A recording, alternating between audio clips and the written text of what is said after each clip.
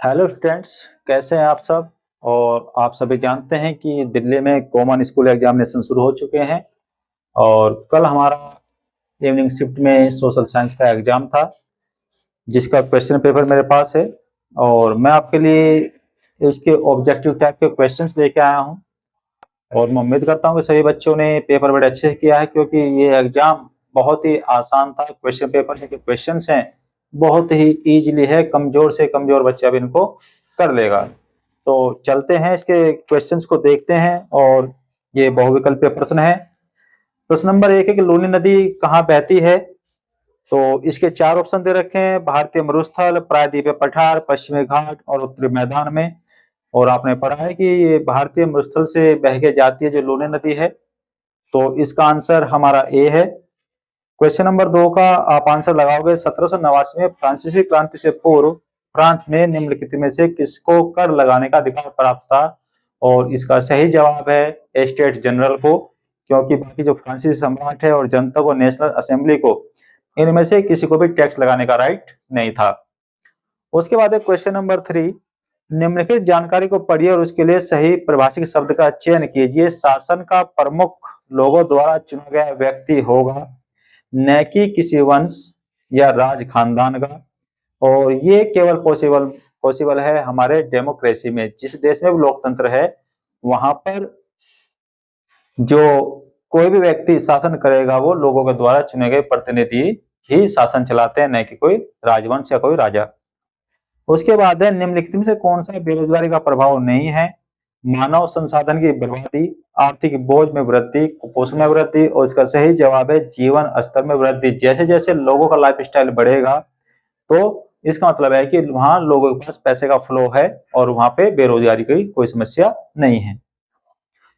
Question number 5 है निम्नलिखित में कौन सा कथन लोकतंत्र का समर्थन करता है। एक व्यक्ति एक वोट एक मूल्य, मतलब सबकी वोट का जो वैल्यूज है वो बराबर है, चाहे अमीर हो गरीब हो, किसी भी धर्म या जाति से बिलोंग करता हो, तो सबकी वोट बराबर रहेगी। ये लोकतंत्र की विशेषता होती है। कानून का राज और अधिकारों का आदर, सबके लिए कानून बराबर है, चाहे वो देश का राष्ट्रपति हो या एक मजदूर, तो सबके लिए कानून बराबरी से काम करता है। और साथ ही साथ प्रमुख फैसले जो है निर्वाचित नेताओं के द्वारा किए जाते हैं। डेमोक्रेसी की एक खास बात है कि जो भी जनता के हित में फैसले लिए जाते हैं वो निर्वाचित सदस्य ही करते हैं, जिनका सिलेक्शन हम लोग वोटिंग के जरिए करते हैं और उनको विधानसभा में या लोकसभा में भेजते हैं। तो इसका जो ऑप्शन है डी है, 1, 2 व 3 सभी। तो उसके बाद है क्वेश्चन नंबर हमारा 6: नीचे दिए गए विशेषताओं के आधार पर विकल्पों में से पहचानिए भारत का कौन सा भौतिक स्वरूप है। यह प्रायद्वीपीय पठार के किनारे एक संकीर्ण पट्टियों के रूप में स्थित है। ये अरब सागर से लेकर बंगाल की खाड़ी तक फैले हुए हैं और साथ ही साथ यहाँ बहने वाली नदियों में से एक नदी कावेरी भी है।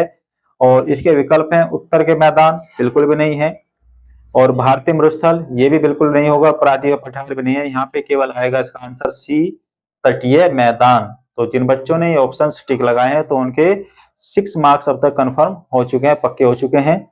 बात करें क्वेश्चन नंबर 7 की, खूनी रविवार की घटना किस देश में हुई। आपने पढ़ा है हिस्ट्री में हमारे समकालीन भारत विश्व में, तो इसमें यूएसए हमने नहीं पढ़ा है, भारत के बारे में नहीं पढ़ा, इंग्लैंड में हमने पढ़ी है औद्योगिक क्रांति। केवल रूस में ही ऐसी क्रांति है जिसको हम खूनी रविवार के नाम से जानते हैं, जिसमें बास्टिल के दिल को भी तोड़ा गया था। उसके बाद निम्नलिखित में कौन सा प्राथमिक क्षेत्र से संबंधित है। सही विकल्प की पहचान कीजिए। क्वेश्चन नंबर 8: और प्रथम क्षेत्रक, द्वितीय sector, first sector, second sector और तृतीय सेक्टर होते हैं। तो यहाँ पे हम केवल फर्स्ट सेक्टर की बात करेंगे तो उसमें केवल हमारा आएगा पशुपालन, कृषि और खनन की जो गतिविधियां होती हैं, ये सब का सब हमारा प्रथम सेक्टर के अंतर्गत आता है। उसके बाद है क्वेश्चन नंबर 9: निम्नलिखित में कौन समाजवादी विचारधारा का समर्थक नहीं था। मार्क्स सब समुदाय पूरे समाज के हित की बात करते थे। लेनिन और स्टालिन भी।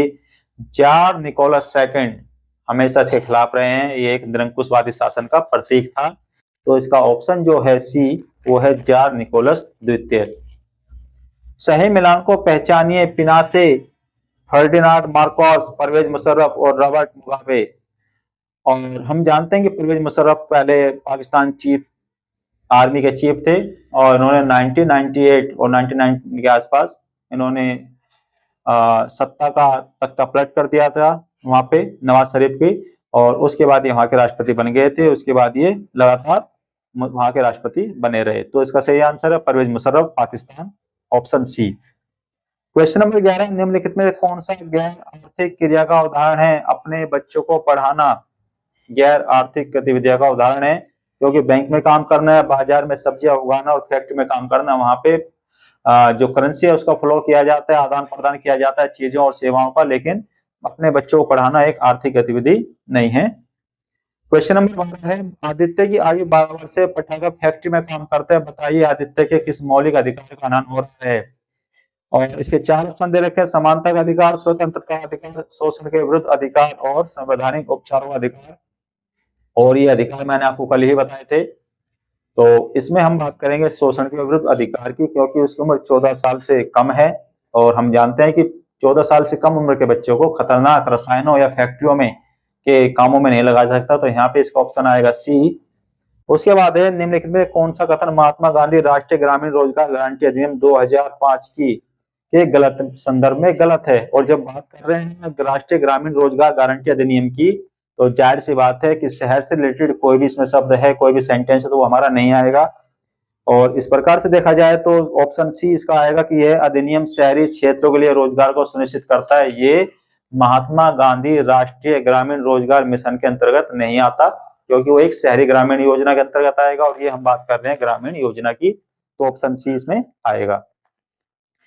क्वेश्चन नंबर 14 है, 2011 की जनगणना के अनुसार निम्नलिखित में से किस राज्य की जन साक्षरता दर सबसे अधिक है? और इसका ऑप्शन तो मैं उम्मीद करता हूं सभी बच्चों ने लगाया, क्योंकि इसका सही जवाब है केरल। केरल की साक्षरता दर पूरे भारत में सबसे ज्यादा है, चाहे वो 2011 की जनगणना हो चाहे 2001 की। क्वेश्चन नंबर 15, निम्नलिखित में कौन सा कथन भारतीय संविधान के संदर्भ में गलत है? और सब जानते हैं कि जहां पे डेमोक्रेसी होगी वहां पे राजतंत्र नहीं होगा, राजशाही नहीं होगी।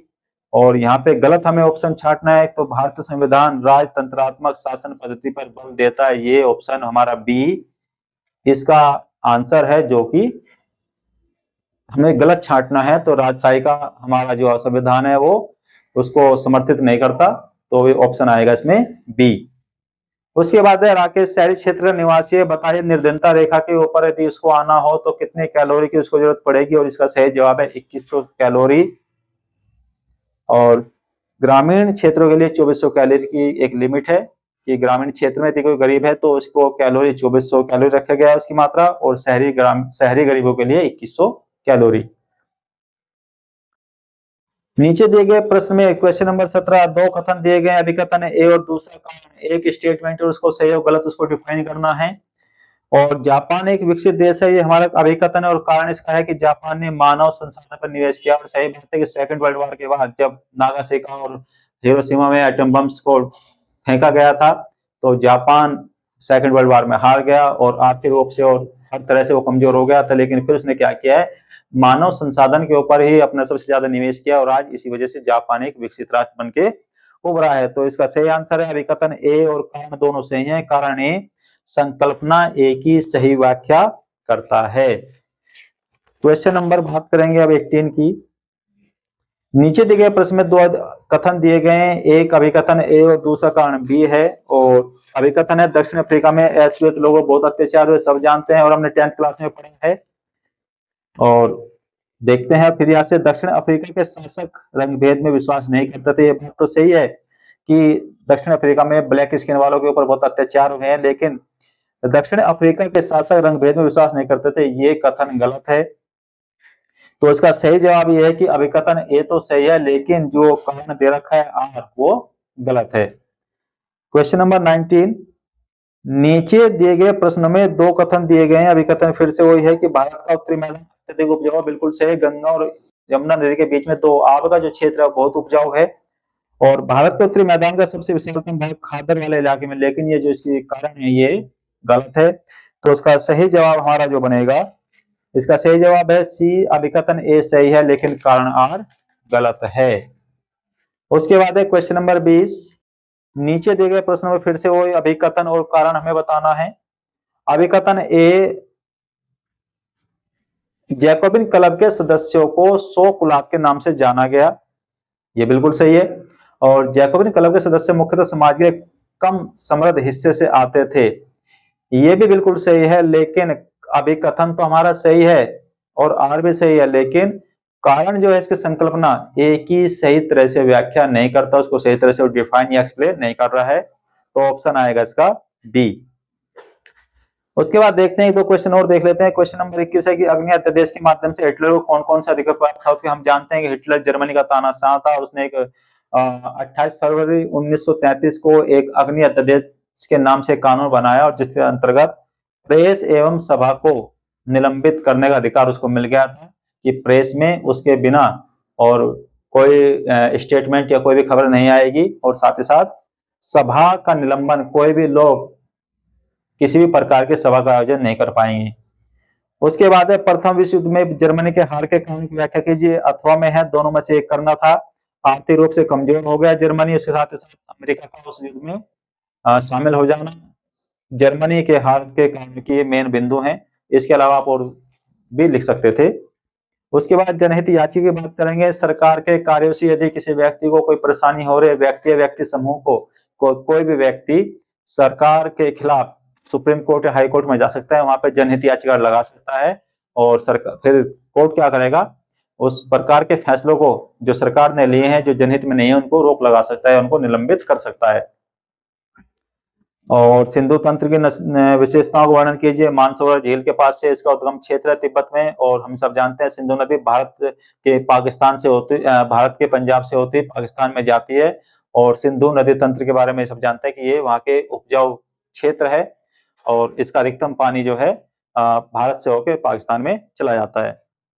बफर स्टॉक को परिभाषित कीजिए। बफर स्टॉक को कहते हैं कि एक प्रकार से ऐसा समझ लीजिए कि हमारे देश में जब अति उत्पादन हो जाता है फसलों का, तो एफसीआई जिसको कहते हैं फूड कॉर्पोरेशन ऑफ इंडिया या भारतीय खाद्य निगम क्या करता है, बाजार में उपलब्ध अति उत्पादन फसलों को स्टॉक कर देता है ताकि वो हमारे इमरजेंसी के समय में वो हमारा अनाज जो है हमारे काम आ सके, जैसे कि हमने कोरोना टाइम में देखा है। तो वो ऐसे जो महामारियों के समय में या कोई युद्ध के समय में जब खाद्यान्नों की कमी पड़ जाती है, तब एफसीआई हमारे काम आता है और ये सरकार द्वारा प्रायोजित कार्यक्रम ये चलाता है, जिसको हम कहते हैं तो ये मिलता है हमें उचित दर की दुकानों पे हमें अनाज उपलब्ध कराया जाता है।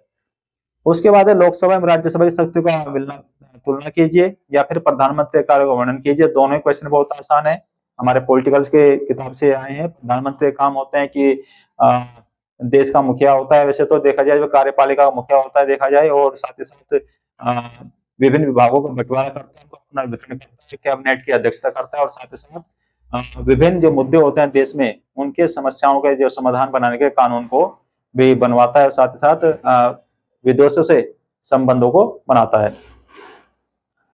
उसके बाद है प्रच्छन्न बेरोजगारी, मौसमी बेरोजगारी। आप जानते हैं कि प्रच्छन्न बेरोजगारी तो वो होती है जहाँ पे किसी मान लीजिए किसी काम में 2 लोगों की जरूरत है, वहां पे किसी परिवार के 5 या 6 सदस्य लगे हुए हैं, तो वे हम उनको सब उस काम में एंगेज दिखाई देते हैं, लेकिन वास्तव में उनके पास काम नहीं है तो वे वहां पे काम कर रहे हैं।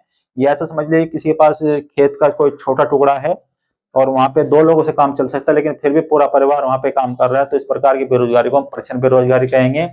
और मौसमी जो बेरोजगारी है वो होती है मौसम के अनुकूल काम मिलता है, जब मौसम प्रतिकूल हो जाता है हमारे पास काम नहीं होता। सिंपल भाषा में समझ लीजिए जैसे कि गन्ने के जूस बेचने वाला या फिर आइसक्रीम बेचने वाले, जैसे मूंगफली की जो बिक्री होती है वो मूंगफली बेचने वाला सर्दी में तो एंगेज हो जाता है मूंगफली बेचने, लेकिन गर्मियों में वो फिर दूसरे काम की तलाश करते हैं। तो मौसमी बेरोजगारी और प्रच्छन्न बेरोजगारी आपने अपने हिसाब से लिख